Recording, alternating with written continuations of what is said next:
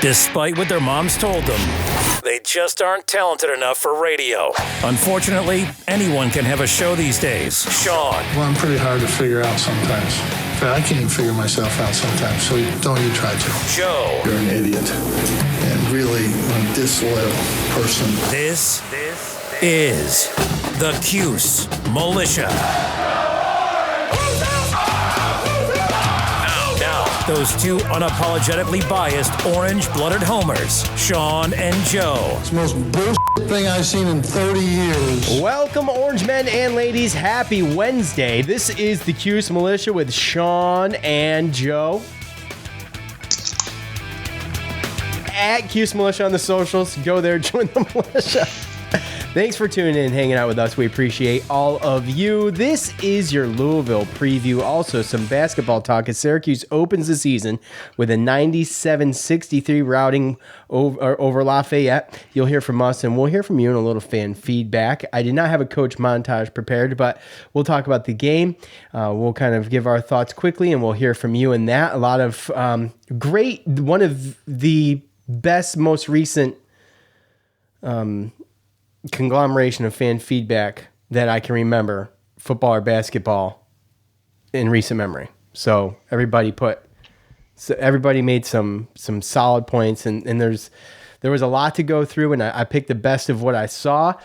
Forward Chris Bunch, guard Quadir Copeland, guard Justin Taylor, all signed national letters of intent today. Center Peter Carey has yet to sign, and expected tomorrow is forward Malik Brown. So that is all according to Mike McAllister over at Syracuse SI. So just a little bit of news there on that front, and we'll keep you updated on that as it comes to fruition. So, real quick, before we start talking about Louisville, I want to first talk about Symbol.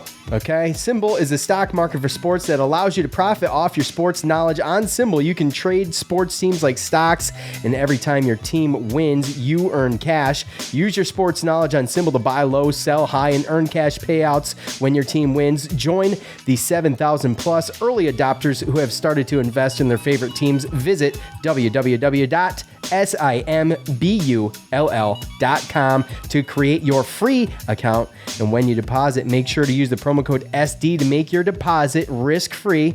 Visit Symbol.com and use the promo code SD, and your deposit will be risk-free. This means even if you lose money, Symbol will refund your initial deposit, no questions asked. Join Symbol and start investing and profiting from your favorite teams today. www.symbol.com. And the Spotify Green Room app, everybody go there to your iOS or Android stores, that is, and download the app. All you need is a username and email address and a password. Follow us at Cuse Militia. You can find us there. Sign up for notifications when we go live during fan feedback or some other segments. Maybe you get a notification. You can join, and you can either eavesdrop on us and just sit there like a creeper, or you can chat, or you can even request to speak and I approve it. Little red microphone will appear on your icon. Hit that microphone, unmute yourself, and say your piece. Go to your iOS or Android stores today and download the Spotify Green Room app. Thank you very much for those who have done so already. Okay, Joe, possibly the most important game for the Orange this year up to this point will be played this Saturday in Louisville at 12 o'clock. It'll be on Yes, I believe, in Syracuse. I know some people struggle with that. Look, if you struggle with that, like we did with the basketball game yesterday, please shoot me a DM. If I get a few, even if I get a handful, I'll go live on Facebook. I don't care. They've shut us down in the past, but I think it was my description. So I won't put much of a description, and you'll be able to find it on Facebook. They let me stay up there all game yesterday. So the all-time series between Syracuse and Louisville sits at 12-7 in favor, 12-7 that is, in English, in favor of the Cardinals. The series dates all the way back to 1985 with Syracuse blanking Louisville 48-0. Louisville has taken the last two meetings. We have to go back to Dungy's last game in the Dome in the first senior walk, where Syracuse and Dungy waxed the Cards 54-23. That was a great game. That was no, it wasn't the last football game I saw, but it was one of the best football games I saw. Another Clemson game, another nail-biting loss, another solid 3 quarters, another fourth quarter clunker, another chance to win, another failed opportunity. Good teams find a way to win, bad teams find a way to lose. Those are the opening lines of the Clemson post-game piece over at Card Chronicle. Fans are frustrated with Satterfield as well as their team outgaining opponents and still finding ways to lose.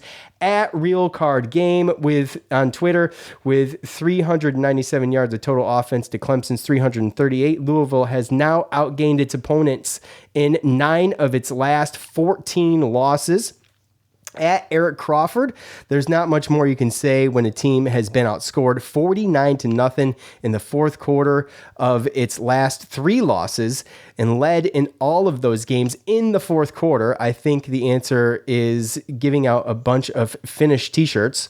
And David Hale tweets, in the last 2 years, Louisville has lost 5 games in which it was tied or ahead in the fourth quarter among Power 5 teams. Only Texas has more. That would be 6, including 3 in the past month. So as of late, this team has been snatching defeat from the jaws of victory. Malik Cunningham is battered and bruised, pretty good at this point, and I feel like the blood is in the water. The Orange defense should be chomping at the bit to get on the field at this point, in my opinion. But Satterfield said in his Syracuse presser that Malik Cunningham took it easy Sunday following the game, but he should be good to go. So we'll see. Either way, I don't think personally that he's 100% unless he's just being dramatic. And I mean, the dude's been taking a lot of shots. So Cunningham is Louisville's rushing and passing leader. He was in and out of the game, as I mentioned, against Clemson. So Joe, he is their team. Obviously, it's going to be very hard to win without Malik Cunningham. He gives them a lot of opportunities, extended plays, and being able to get first downs at crucial moments. And with that said, when he's really good, he's really good. And I just think that so far, as we can see through these 9 games, that the hits and just the running for his life and just the play in general is catching up with him. And what do you think? I mean, we'll see, obviously, and he may surprise us, but I feel like it's catching up with him. And with Syracuse coming off a bye, chomping at the bit, man, I'm a homer, but I'm not overly optimistic homer. I just feel like this is the ball's in Syracuse's court. Then this is their time to go out, snatch this game from Louisville, at Louisville, get 3 in a row off of a bye, and be bowl bound. This is it. Yeah, I mean, you're exactly right about these guys losing games. Not even this season has it been a problem. It seems like a problem in Satterfield's tenure. They do have the athletes. And, again, we're getting down to the nitty gritty where a team, I mean, they got to win a game if they're talking about wanting to get bowl eligible. They got us at home, and then they play at Duke. And then they got a game against Kentucky. And Kentucky's a top 20, top 25 team. That's a rivalry game. As a Louisville fan or player or coach, I would not want to only have 5 wins going into that game. So I'm sure that they're looking at this as a must win. And, it was his ankle, right? Malik Cunningham's ankle, right? Yeah. Yep. Yeah. So, if you have an issue with an ankle, it's just not going to get better in a week, especially since I think that he was beat up. He came back out like he was right. He was the week before. Right. So if for somebody who runs as much as he runs, and you're playing hard and you're taking that many hits and cutting that much, it's only a matter of time before you're going to tweak it. So, I would look for that. I'm not saying, obviously try to hurt the guy. I'm just saying that naturally it's probably going to happen because that's just what happens with ankles. Well, I mean, but the guy's a warrior. He's going to go out there. He's going to play. But hopefully he's not, 100%. Maybe he's not.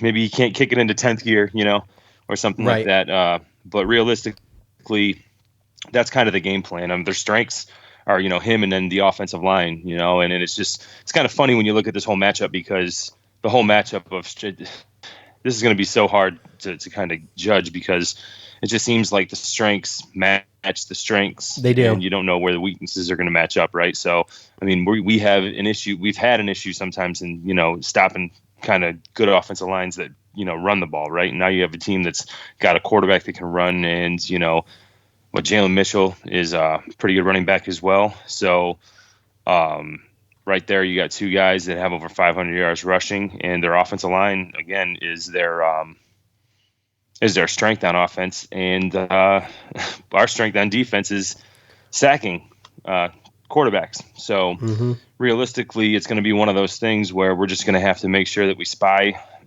Malik Cunningham, and just hopefully we can still get to the quarterback. It's one of those things where you hope that your strengths are better than your other strengths. Maybe their offensive. I mean, they've seen good defensive lines, and their offensive lines have stood up. So, and really, where they struggle is having consistent pass catchers. Just like a go-to guy in the passing game. I mean, Marshawn Ford leads the team with 35 catches at tight end, and Jordan Watkins and Justin Marshall both have over 20 catches as well. So then they got a couple burners because, like I said, you have athletes, so you don't want to give up that deep ball, let someone get behind you.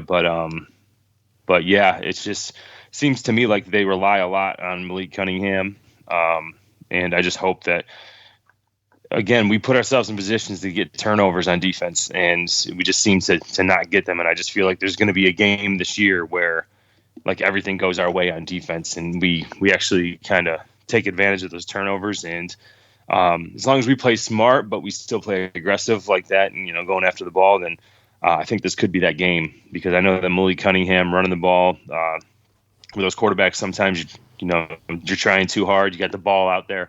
So we're going to have some opportunities to get some fumbles and to get some interceptions as well. So hopefully we can capitalize on that, And as far as our offense goes, their strength on defense is stopping the run in their defensive line. Their two leading tacklers are both linebackers, with C.J. Avery and Jack. I don't know how to pronounce that last name. Jack last name. Right, Jack. Yep. Jack. So that's just their strength, and again, their weakness is defending the pass, and we just happen to not have the greatest passer, and more of a running quarterback, and we're inconsistent as well as far as the receivers and somebody stepping up. We're kind of lacking that playmaker as well. So it's really it's going to be interesting, but it's really kind of the same things. It's just who's going to stop that other quarterback and the rushing attack, I think. And then obviously the turnovers and special teams and the big plays are probably going to be what flips the game one way or another, because otherwise they're just so similar. Well, special teams is going to have to be on, but to your point, I mean, I think that's obvious to everybody, to every Syracuse fan at this point in the season. The special teams needs to shape up, and I think they will. I have faith in them.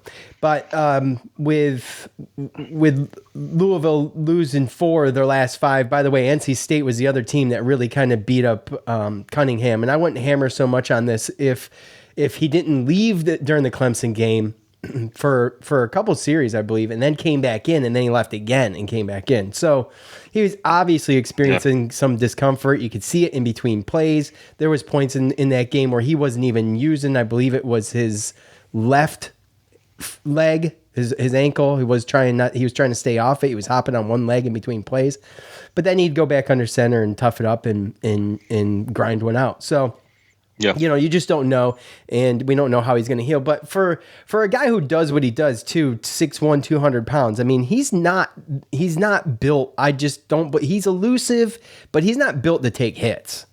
No, he's elusive. He's fast. He's athletic as hell, but he's not built to take hits. I mean, you pop this guy, he's going to get hurt. To your point about the matchup with Syracuse's defense. Total defense ranked 14th in the nation versus their total offense at 32nd in the country right now, with an average of 442 yards per game. And all of that rests really at Malik Cunningham. And if you could make him one-dimensional, no matter what way it might be, it's going to be huge for Syracuse. And I think they can. If you remember the Clemson game with Uiagalelei, he didn't exactly escape. Now I know Malik Cunningham's faster, and I think he's more athletic, to be honest with you. But I don't know if he's as good of a passer. But they did a good job with him. I mean, that's the best comparison I think we have all year so far to even, to make a comparison there. But Syracuse did a good job. I think they had 2 weeks to prepare for this. They've I know they took some time off. We're nursing some stuff too. I mean, I'm sure Schrader is needed a break here. It's much needed break for sure. Absolutely, and we talked about that in the last episode about how it sucks. We were a little upset about having a bye this late, but I think it was a blessing in disguise, to be honest with you, coming into this game, being able to be bowl eligible. Considering how we are, the season's gone, right? Yeah, exactly. In this situation. Right. I mean, when you look at their schedule in the beginning of the season, you're like, week 9. Yeah, but you never really know how it's going to help till you get there, right? Right.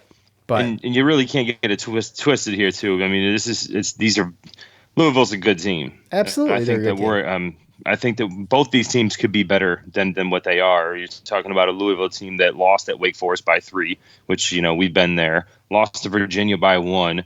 Lost to Clemson in the last play of the game. They could have scored and won.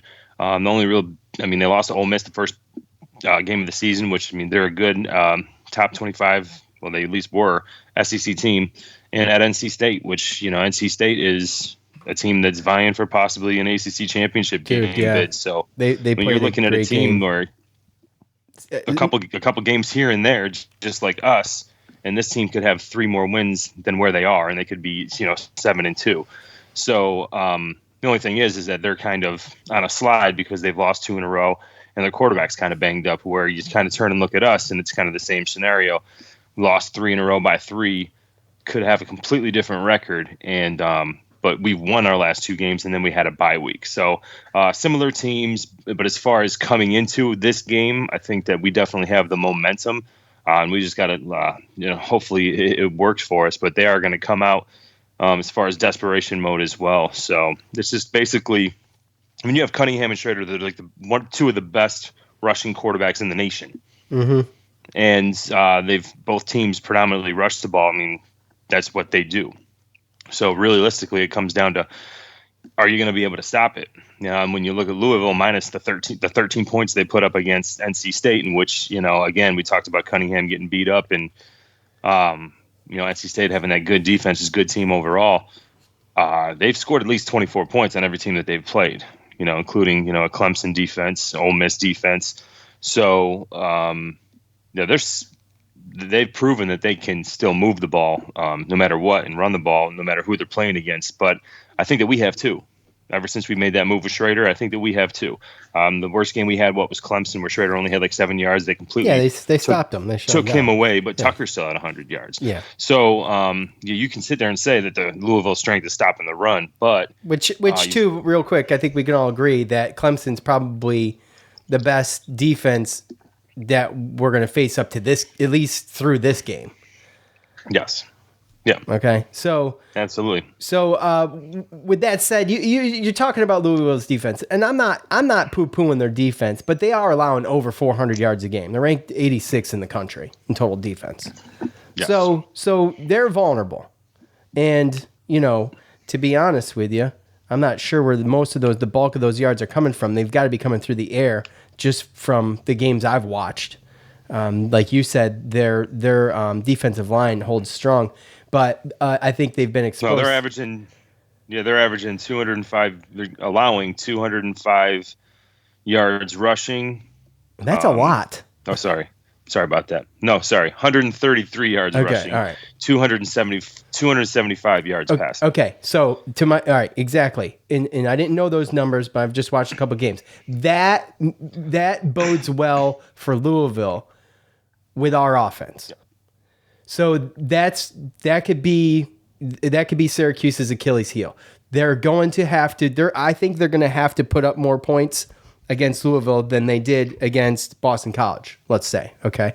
So to be fair, we're going to have to score, and like I said, special teams is going to have to be on point. We might need to rely on Schmidt more than I'd like, but putting points on the board is going to be essential. I don't know how risky we get. It just depends on how good the defense is playing, I suppose. But that just bodes well for Louisville, them being exposed through the air and who knows? Maybe someone steps up. We've had 2 weeks. Yeah. Or they've had 2 like weeks. I said, I think big games, turnovers, stuff like that, or big plays, turnovers, special team stuff. Right. I know that Dino, he mentioned in his press conference that probably a good chance that Vettorello and Trevor Pena are out for the season. Yeah, so well, I don't know if we're going to be seeing Trevor Pena return any more kicks, but I mean, Courtney Jackson had a return. Exactly. Just last week. So well, against Boston College. Yeah, my thing is his hands, Pena's hands. Like, I always felt confident. It's going to be about big plays. Right. I felt confident with Pena back there catching a ball.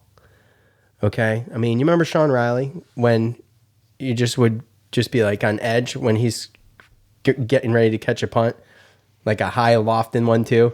And I just worry about Courtney Jackson's hands, I guess. I haven't seen enough of it. I felt very comfortable with Trevor Pena back there catching punts.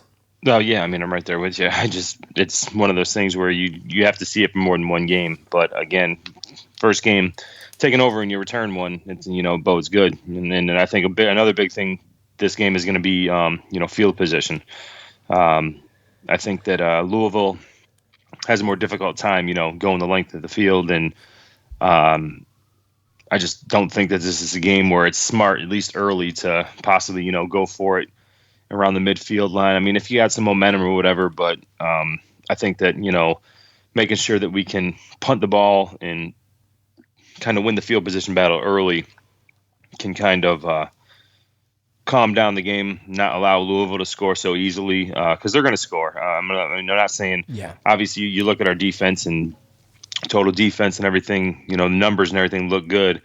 But we do know that we've had problems with running quarterbacks. So that's really the one thing that I'm worried about. So I want them to be able to make this guy kind of go the length of the field, maybe make him throw the ball instead of being able to use his legs. And then hopefully, we can stall some drives and stuff like that. But again, even Clemson, they put up 24, they put up points. So, I mean, I think we have a number where I'm expecting them to put up at least 24 points, barring us just, like crazy kind of, we just take the lead and kind of take their will type, and that could definitely happen in this game too. That's why I think, we definitely have to come out and we got to come out kind of sharp early. I think that this is a team that we can't allow to take the momentum, because as I spoke, we're coming into this game with the momentum, with the 2 wins, with the bye week, we're fresher.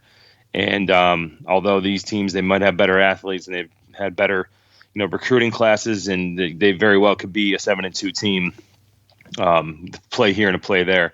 Our players are past that because they know that we could too. Their players are still kind of stewing in this Clemson loss and kind of beaten and battered a little bit. They didn't get the bye week. So I do believe that this coach is going to have them go. I don't think he has lost the locker room yet, but like I said, they need 2 wins to get to bowl eligibility, and they need it to be us and Duke, because I don't think they're going to get it with Kentucky.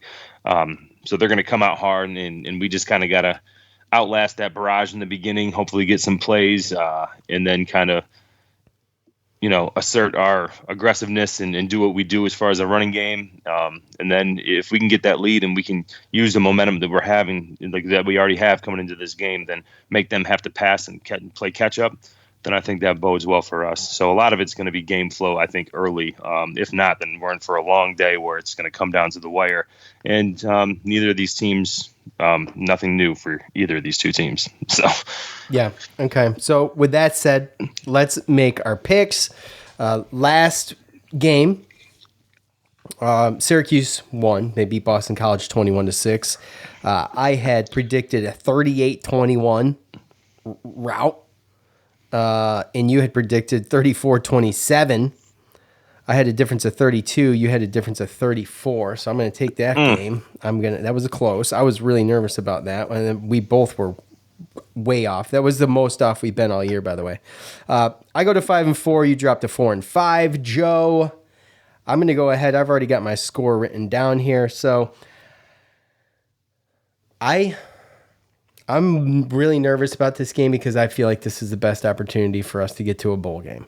I watched NC State last 2 weeks. I watched the Louisville game the week before last, and then I watched last week's NC State game. They're playing at a high level right now, and I think they're only getting better. So that game's going to be tough. I feel like this is our best opportunity to get bowl eligible, and I think we need it. So, of course, I'm not going to predict a Cuse loss, but I am going to predict 27-20 Syracuse defense stops Louisville in the red zone to end this game in a nail biter. Wow. That's how specific. I'm getting specific with this because I just feel like it's got to come down to Syracuse's defense. They're going to have to come up big somewhere. And just like they did at Virginia Tech on the road in a dire situation, I think they do the same thing here, a little bit different. But all in all, I think it's going to come down to the defense stopping Louisville at the end of this game. What do you got? Okay, yeah. I totally agree with you. I think that we're going to have to make big plays. Our defense isn't going to play perfect. They're going to give up some stuff. But I do believe that I don't think it's going to come down to the end. I have 30-21. 30-21. I'm assuming Syracuse is taking that. Syracuse is taking that, yes. And I just think that it's going to be a situation where I just don't think that they're going to be able to stop our run game. And I think there's going to be a couple of wrinkles in there. You got 2 weeks of the bye week, so you get fresh and you get a little chance to throw some new stuff in there. So I do believe they'll be able to show some Louisville a couple things that they haven't seen on film this year. And, I think that we take the lead early, and Malik Cunningham, I think it's going to be kind of the same thing. I mean, I'm not happy about predicting that he's going to get injured or be kind of in and out and stuff like that. But I do believe that he'll probably retweak his ankle at some point in the second half. And, I just don't think that they're going to be able to score enough points to kind of come back. I think they're just going to get in their head a little bit, and we're going to take that lead. And you think they're going to collapse? You think they're going to just unravel? Yeah. You feel like they're going to unravel? That's kind of how I feel. Okay. Either we get a lead and they have to rely too much on passing, and we actually have a game where we get some turnovers, some interceptions, and make some plays out of it. But again, it's one of those things where, you never know in a matchup when you look at strengths and weaknesses, because we have a lot of sacks. We're good at getting to the quarterback, and their strength is the offensive line. But guess what? Just because that's your strength doesn't mean that it's going to be able to stop our pass rush, right? Just like, their run defense is their strength doesn't mean that they're going to be able to stop Schrader and Tucker, because nobody's been able to stop both of them. And Clemson came close. One of them's going to go. They're not Clemson. Yeah, one of them's going to go. And a lot of times we get surprised by a runner too. So, Javon Mitchell, is that his name? Yeah, right? Jalen Mitchell. Jalen Mitchell is the running back, yeah. Yeah, he's a freshman. He's he's their leading rusher besides Malik Cunningham. I mean, he could have a day. I mean, let's be honest, you got all this focus on Malik Cunningham, okay? And that's where you can get teams. You've got all this focus, all this pressure. They're at home. Jalen Mitchell, he could have a day. Who knows? That would really put a wrench in things too, by the way. That would suck. But well, yeah. And then the last time that this defense even played against I think a quarterback that's even close to having the skill that Schrader has as far as being a dual threat is the first game of the season against Ole Miss with Matt Corral. So that's the other thing when it comes down to it, is you can say that this is your strength, but you haven't seen a quarterback like Schrader or that the quarterback that gives you that type of run threat since the first game of the week of the season. Right. So again, that's just a different kind of thing that comes into it. So that's just my personal opinion about how I think the game's going to go. I could be completely wrong, and we could come out and lay an egg, and they could come out and get on the board fast, and then it's going to be a long day. But I just kind of have a feeling that that's the way that it's kind of going to go. So. All right, fair enough. Look, that's going to wrap it up for the Louisville preview. Let's talk some Syracuse basketball. But before we do all of that, let's see here. We're going to talk about Symbol. And I already talked about Symbol, but I'm going to talk about him again. Symbol, it's a sports stock market that allows you to profit off your sports knowledge. There are 2 ways to make money on Symbol. First, every time your team wins, you earn cash. Second, just like the stock market, if you think a team is going to increase in value, you can buy low and sell high for a profit. Use the promo code SD to make your first deposit risk-free. That means even if you lose money or just decide the market isn't for you, Symbol will refund your initial deposit. No questions asked. That's www.simbull.com. Symbol.com. Go there, sign up for free today. Use the promo code SD. Also, go to your iOS or Android store and download the Spotify Green Room app. The app's tons of fun.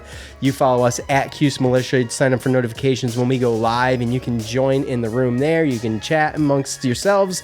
You can try to chat to us if I'm paying attention. I understand. I forgot there was people in the room last show with James, and that's my bad. So I think Joe got a DM or a text or something. So that's my bad. That's on me. But if you go there, I'm usually paying attention to that thing during fan feedback. I bounce back and forth. And you don't have to just follow us. You can follow anybody as well as do your own thing there. You can have them, the app will record your session on the app and email you an audio file. And boom. You've got a mini podcast studio. You can do whatever you want with that thing and upload it and have some fun. So visit your iOS or Android stores today. Download the Spotify Green Room app. Okay, speaking of James, Joe, too, James under the weather really toughed it out with us in the last episode, and for that we are thankful. I felt terrible keeping him there. I was watching the poor guy deteriorate as time went on, and he even switched spots. So he was like sitting at a countertop and enjoying himself, and then he had to get to the lazy boy ASAP to get a little bit more comfortable. Not feeling good. Thanks, James, for hanging out with us. And I'm glad to hear he feels better too. Yes, he feels better. I checked on the next day as well. And also he did say, he did have fun, but he was a little under the weather. But that episode still is a green episode until Syracuse basketball season really gets going. So you can still check that out. That's episode. It's the last episode, I believe. Yeah. So, okay, Syracuse basketball had a good time last night. I went live on Facebook. And I will do that as long as people aren't getting the game. I'll do it until I get shut down. A good game, we know it's Lafayette. We get all that. We've heard all of the, it's just Lafayette. We expect this, but we've seen Syracuse struggle in these types of games. So, if I got some critiques, Joe, Jesse in catching the ball, some of the passes were a little too hot for Jesse. He's going to have to get a little stronger in there with the ball. And they were trying to give him the old alley-oop a couple times, and he kind of came down with the ball instead. I mean, obviously, the more you keep the ball up, the better. Right. Symir, I think I'm still waiting for him to settle in. I feel like this kid is better than this, and he just doesn't take a lot of shots. I think he's settling in. He's going to be good. I think as a backup coming off the bench, he's going to be good. But I just want to see more out of him, I guess. Right. So and getting beat down the court. If I'm being a little overly critical, maybe getting beat down the court. I don't remember how many times it was, but there was one time where they were celebrating a 3-point shot and they were just they were caught off guard and they went right to the rim, and we're talking about Lafayette. So but the shooting was good, Joe. 5 guys in double figures. Rebounding in this game was really good, 48 to 33 or to 30 rather. And I'm Cole Swider. I'm big on this dude. I think he's excellent. Jimmy Boeheim starts the game, I think, with 9 straight points to open the game, and just 3 twos and a 3. And the way he gets to the rim, like I told you last night, Joe, I mean, he's just so athletic. I mean, it's just, I feel like it's something we haven't had. And I think he adds that dynamic a little bit. So I know you had a hard time. You watched a little bit on Facebook and stuff. Yeah. Because you didn't get the game either. But what did you see? I mean, I did. Jimmy Boeheim, he looked good. He looked a lot better than what he did last time we saw him when he was in a Cornell jersey at the Dome for sure. He had led the team with 3 turnovers, Cole Swider with 2, and then nobody else had more than 1. So, if there's a critique there, it's obviously, Jimmy might have to, be a little bit stronger with the ball. But again, it's kind of transitioning into your new roles and everything like that. Same thing with Samir Torrance. Jim Boeheim, he said at his presser that's probably the worst that he could have possibly played. So he'll get better once he settles into his role. He's got to settle in, yeah. Yeah, just like you said, basically. But yeah, I mean, Jimmy Boeheim, he's got a pretty good step for a forward, and I think that we have a good lineup, especially because we have guys that can shoot and take it to the hole. I think Boeheim and Swider are both, and really Benny Williams, are all 3 of those forwards are athletic enough to take it to the hole, and they can shoot from the outside. Some better than others, but all can hit them. And Jimmy Boeheim, the one thing that I noticed around the rim is that it's a little Devendorf-ish a little bit because, he shoots his jumpers with his lefty, but he finishes around the basket a lot with his right hand. Yeah. So there's definitely some things there that are tough. I'd say the one thing, though, when I look at the box score that kind of flashed at me that kind of worries me a little bit. I think a lot of the mistakes and a lot of the things that we saw, and I mean, obviously we're nitpicking because they shot 50% from the 3 and 54% for field goal, right? Yeah. I got 57 according to Ken Palm, 24 for 42. Well, either way, I mean, it's still a ridiculous, percentage. Would probably be just Jesse Edwards getting 4 fouls in 17 minutes. I do know that we got issues there, yeah. They have some big guys and some stuff like that, but I know, and Frank looked better than last year. He looks like somebody that's going to be able to come in and play. I think he looks, more capable than Jesse Edwards did his first time, coming in and playing as a freshman. But yeah, if there's one thing, it would probably be that obviously we're in a situation where we're relying on Jesse Edwards to stay in the game, and he's going to have to play more than 17 minutes to, for us to be better and compete against better teams. Yeah. But all in all, this was a step up to the last 2 teams that we played as far as exhibition and stuff. And I obviously we played really, really good. We're not going to lose to a team like Lafayette shooting like this, and Vegas had us as a 22.5 point spread, and we won by 34. So right. So all right, let's hear from you. Let's go to Twitter first at Bengali Tiger 444. We are already a good shooting team last year, and now you add Jimmy B and Cole. Jimmy B and Cole are upgrades over Guerrier and Griffin. This team will give other teams problems. This team is an upgrade from last year's team, in my opinion. Okay. I mean, honestly, I loved Griffin. I mean, I love Guerrier too. I did. But just the way Griffin played, I love the swag of Griffin. So I think that this, I would, if this is a buy seller. Would you really, would you rather have these 2 than the other 2?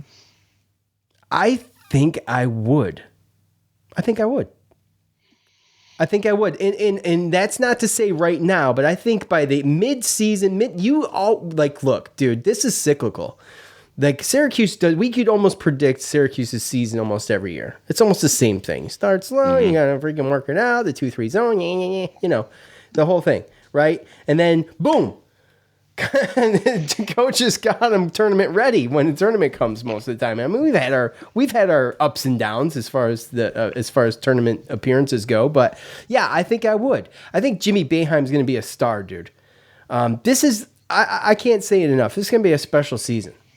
And Jimmy Boeheim and Buddy and Cole Swider, dude, this is... And then the way they move the ball around. Yes, yeah. Dude, it's very unselfish. You had 5 guys in double figures.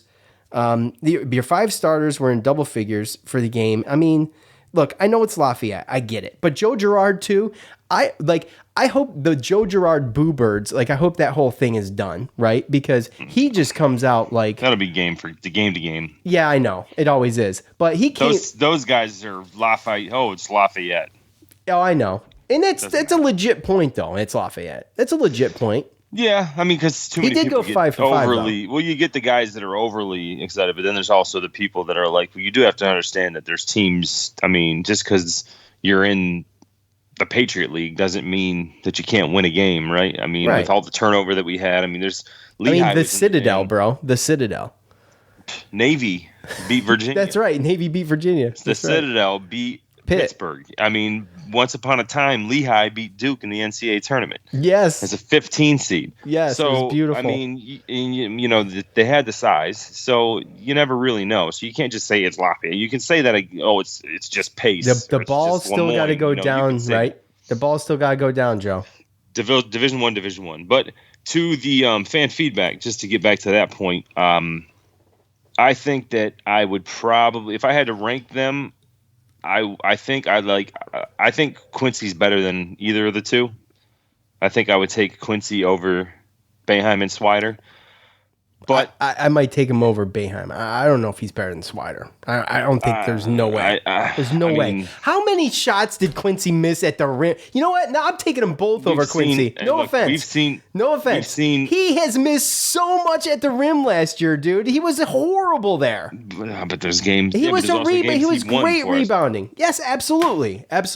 But and he was great on defense. He was good on defense. Defensively and rebounding, I'd take him over these two as well. So Jimmy Boeheim's got 2-3 in his blood. Look.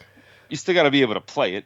I understand. You can know it. I mean, obviously that helps. But we disagree. Finally, we disagree. All I'm saying is that if I had to rank them, I'd take Guerrier number 1, and then I'd rank Boeheim and Swider the next 2, not in any order, with Griffin in the back. I think that if you want to pair them together and you got to pick a pair, I would take this pair that we have over the other pair, strictly just because of the size and what we're going to be able to do on defense. I think Alan Griffin was kind of a tweener where he probably should have been in a situation where he should have been playing up top. Instead, when he came in, had to play the wing, and I just didn't think that really helped the defense as much as it could have. That's why he started losing minutes near the end of the season, or the rebounding. So if you had to pair it, I would definitely take the pair that we have this year over the pair we had last year. Okay. Gary missed so much at the rim last year. It's not even funny. At Joe Catskill. I'm just saying it was so frustrating. Poop on him while he's gone. No. We pooped on him while he was here too. Love the way this team plays. This is at Joe Catskill, in case you missed that. Shoot it well and still athletic enough to score from in close. Can't wait to watch more. To my point, Joe, right on cue, as if I drew it up. Yes, I mean, scoring up close. Dolezaj had his problems last year too. Look, Dolezaj is one, could possibly be, he's in my top 10 favorite players of all time, I think, Dolezaj. But he missed a ton up close too. So yeah, I mean, I just haven't seen that. Obviously, we're not playing. These guys were tall, but they were tall, they were big, but their defensive ability up close, I just don't think was anything that is like extremely great. But with that said, we'll see how it goes. We're judging this game. At Nick Goodman, would you agree, Joe? Yeah, you have to go this game. I mean, it's definitely a step up to what we had, but to what we had been playing. Sure. But by the way, Quincy Guerrier for the Oregon Ducks, ranked number 13th in the first game, 26 minutes. 8 points, 12 rebounds, 2 assists. Yes, I told you. He was great at rebounding the ball. He was awesome. He 3 of 11 from the floor. He saved us last year. They were probably all at the rim. No, they weren't. Actually, he went which he was shooting threes. Probably why he transferred. He was 2 of 8 from the 3-point line. Okay. Boeheim wouldn't have let him do that. No kidding, he'd have yanked him. So that's great. I love that. So with that said, he was a rebounding machine. He saved us in many games last year rebounding, and that's obviously huge. I just think we have the ability to do it again this year. It just didn't show in the exhibitions. And you're playing a little bit more loose in the exhibitions. I don't know how much water any of this holds, honestly, until we get to Atlantis, right? So that's going to be a ton of fun. At Nick Goodman 18, deepest team Syracuse has had in a very, very long time, and explosive offensively. I would agree, dude.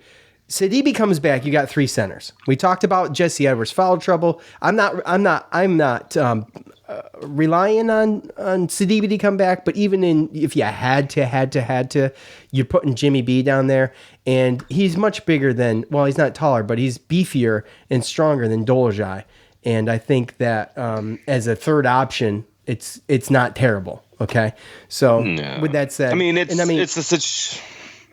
it's easy to say kind of in the, and it's not like I'm poo-pooing on the comment as much as it's like we went through a situation where we didn't have full scholarship seasons. Oh, sure. And, we're going through the transfer situation, which has been, going on for a little while now. So, I mean, back in the day, we definitely had deeper teams. Now, if you want to talk about like deepest as far as like top 8 or 9, then that's one thing. But we've always played 3 guards, 3 forwards, 2 centers, 2 or 3 centers, right? But it's been a while. I don't know about a very, very long time, but it's been a few years.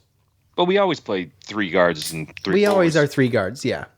But so we're always 6 deep just with 3 guards, 3 forwards, no matter what. And then, we usually have 2 centers, so that makes it 8 deep. I mean, the center position's been a glaring issue in the past couple of years, and Dolezaj did a fantastic job. You don't get many like that, in my opinion. That small. No, and the good thing is that we have a situation where even,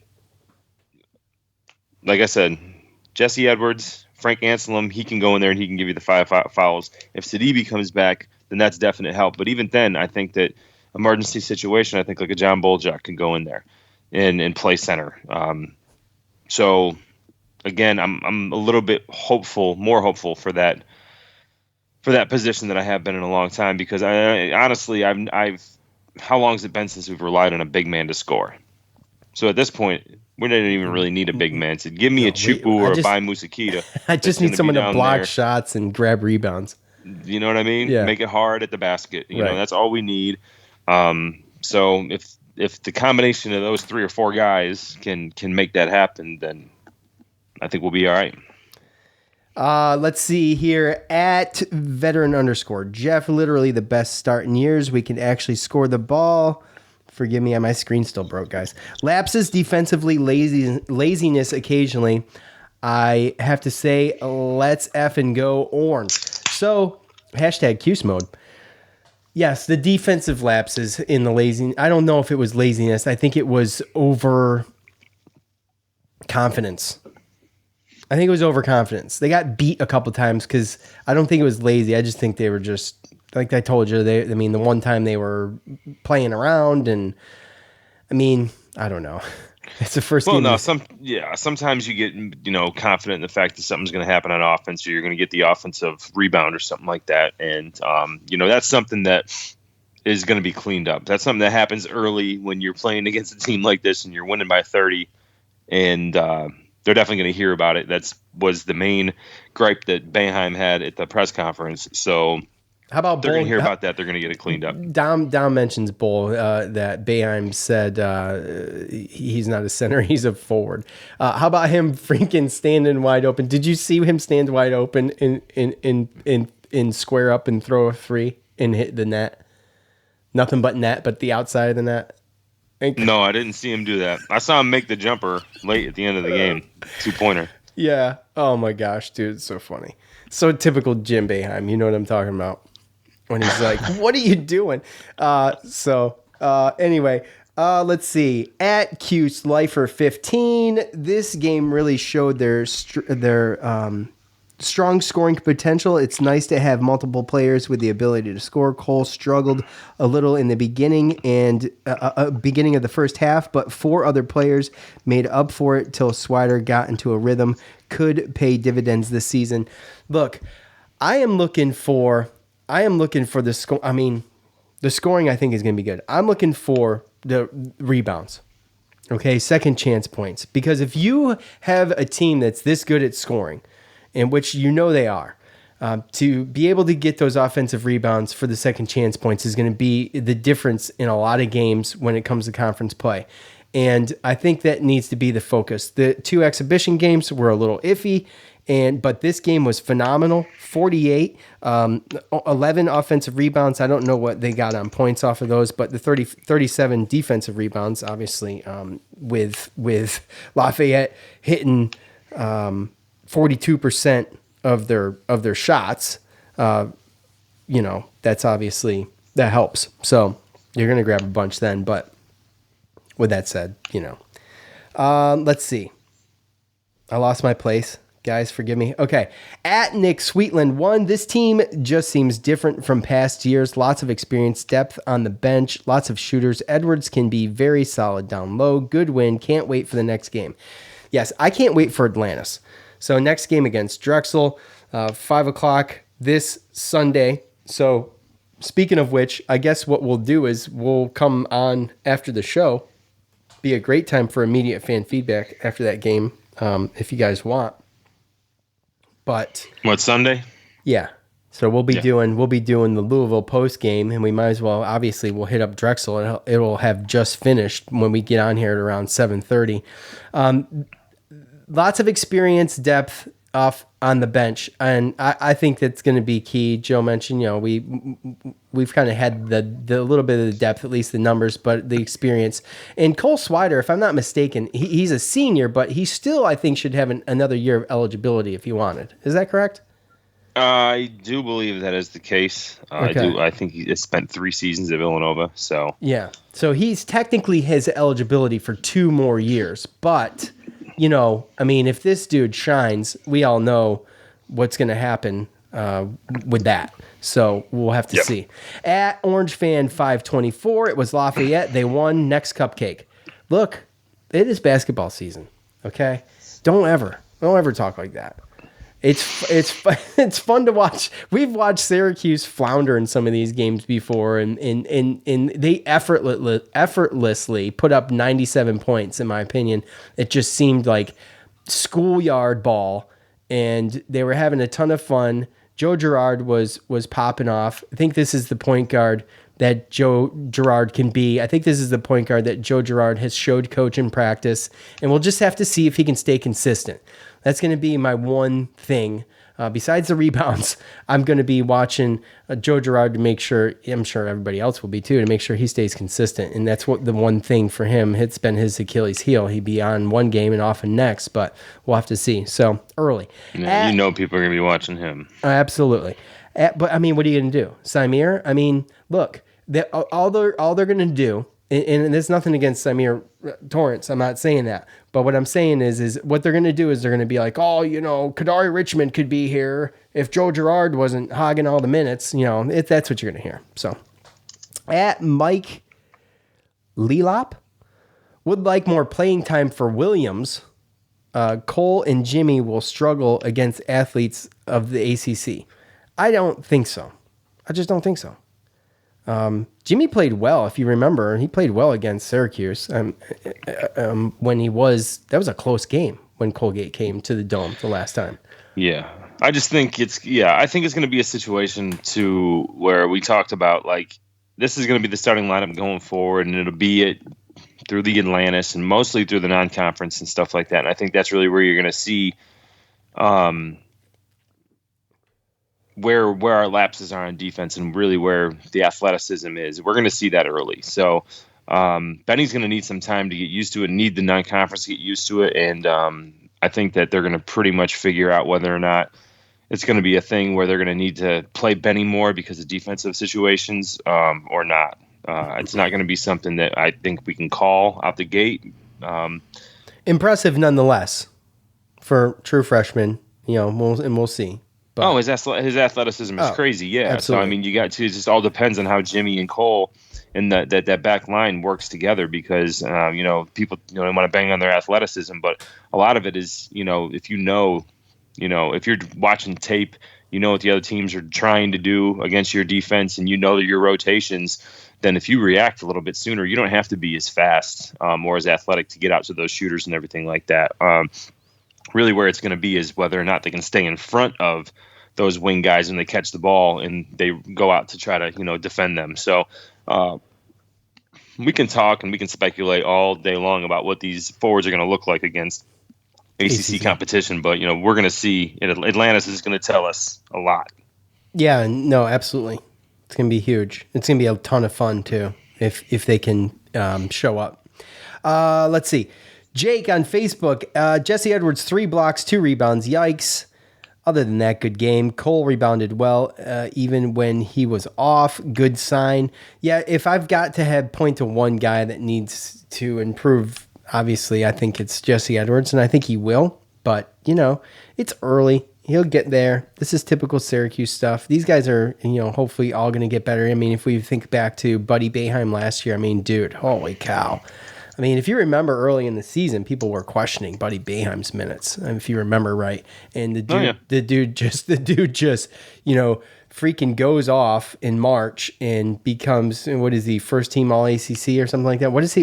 He got, one of these preseason things that I barely pay attention to, but, I mean, they're fun, but whatever. But yeah, he's a star, dude. He's a star. And, Jesse will get there. He just needs the experience. So with Dolezaj last year, he would come in when Dolezaj was, getting disqualified. Steve, good opener. Benny is a gem, needs some polish, then watch out. All in all, going to be a fun year. Another guy, too, by the way, we talked about Jimmy getting to the rim. Benny can do the same thing. Really athletic, like Joe said, and it's going to be, it'll be a ton of fun watching him develop this year.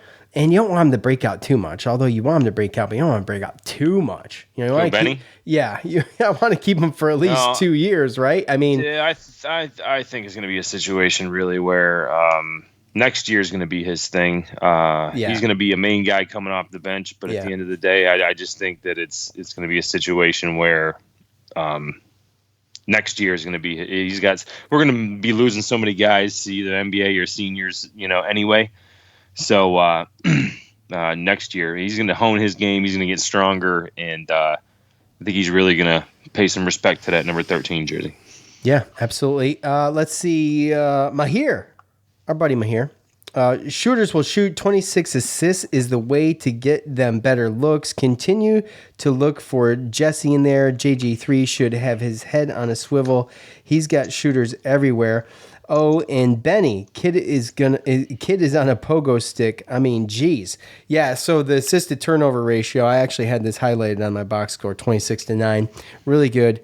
And at one point, crap, I forget the stat. I wish this was a normal stat, points off assists, whatever, break it down to what the total points were. But they did a good job moving the ball. They were unselfish, and that's how you get 5 players in double digits, and that's how you have success. And we talked a lot. I mean, what was it?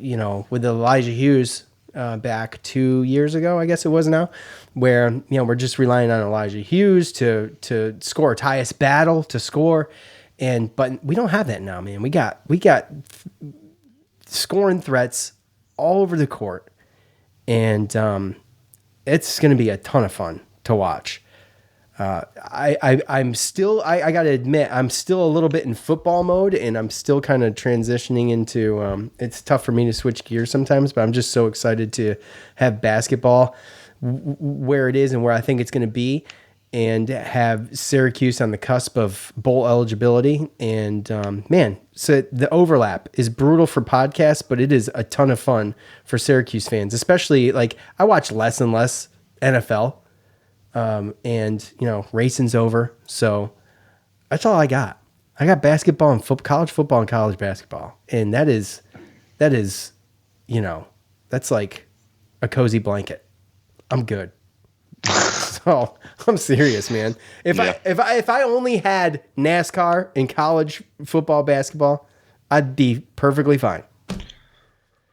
So yeah, well, this weekend's a good one going forward, right? I mean, we got a game on Saturday. Hopefully that works out well with a game on Sunday. So yeah, and then the basketball game. We'll come back to a podcast, talk about it all, and then Syracuse don't have a time here, but the following Saturday they'll play Colgate, which will be fun because Jimmy's going to be there, obviously. We gotta wait a whole nother week.